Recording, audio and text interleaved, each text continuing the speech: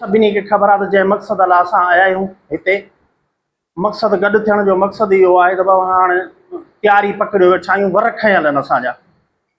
कल्ह अब्दुल रसूल बिरोही जेको वाइस चेयरमैन आहे इहो मूंखे मिलियो कंहिं जॻह ते ऐं शाम जो वियुसि दुआ घुरण हू बि अची वियो। जीअं अची वियो त मूंखां पुछी उस्ताद ॾे ख़बर तव्हांजो मूं चयोसीं असांजा लखनि में हथ आहिनि त भोगनि में चए पियो त असां बि तयारु आहियूं। मूं चयो साईं हींअर मोए माराए खां सवाइ कोन मोटंदा। बाक़ी तव्हां जेका पीपुल्स पार्टी असां सां कई आहे न क़यामत ताईं कोन विसरंदी। पर इहो यादि रखी छॾिजो संदो रस्तो साफ़ कयो संदो सुभाणे कंडा न कढणा पवंदा। हर हिकु घर में उस्ताद आहे। 4 वोट त हूंदा उस्ताद जा। इहो वक़्तु कोन्हे जा अचणो अलाह कंदो भलाई थींदी।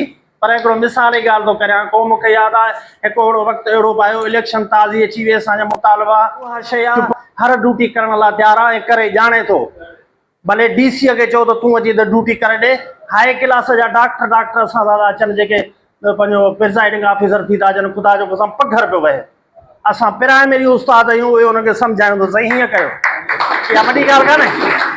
हू पंहिंजे पाण खे अलाए छा था सम्झनि। 22 में मुंहिंजी ड्यूटी लॻी पंहिंजो क़ाइदेवान यूनिवर्सिटी जो लेक्चरार हुयो। चहिरे ते लिखियलु कंहिंजे ते कोन हूंदो आहे त हीअ यज़ीद आहे हीअ अबू जहल जो औलाद आहे हीअ केरु आहे। सभु शयूं आहिनि तसवर में ख़बर पइजी वेंदी आहे त हीअ यज़ीद आहे या कोन्हे। ऐं त ईअं चवंदुसि जेके असांजा हुकुमरान आहिनि सभु यज़ीद। छो यज़ीद जो कमु आहे पंहिंजो पेट भरणु पंहिंजे पाण लाइ गॾु करणु सभु कुझु इन करे पिया। पर इहो यज़ीद बि यादि रखी छॾ त उनखे बि 5 फुट जी क़बर में वञिणो आहे। असां जेके मज़लूम आहियूं उनखे बि 5 फुट जी क़बर वञिणो आहे। इहो ज़रूरु सोचे त सुभाणे महबूब जी उम्मत आहियूं सभु उते बीही हुनखे शर्मसार थियणो पवंदो। असां शर्मसार न थींदासीं। असां शर्मसार न थींदासीं छो त असांजो किरदारु अहिड़ो न आहे। असांजो पैगंबरी पेशो आहे। असां नंढनि बच्चनि खे हिकिड़े गुल खे तयारु था कयूं उहो अॻिते हली पंहिंजी रोज़ीअ सां थो लॻे वञे।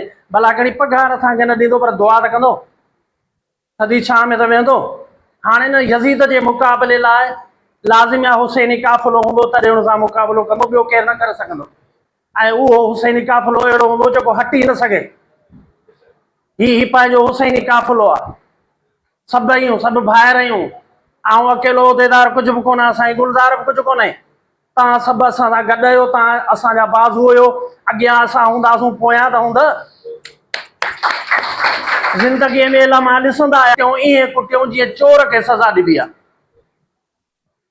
जीअं चोर खे सज़ा ॾिबी आहे ईअं कुटे असांखे गाॾियुनि में हीअं उछलायो। उहे साॻिया उस्ताद आहियूं तव्हांजा ॿाहिरि वॼू पयूं। पर मक़सदु इहो आहे त हीउ जेको ज़हन ऐं माइंड इनखे थोरो पंहिंजे पाण खे चेंज कयो। इहे सभु शयूं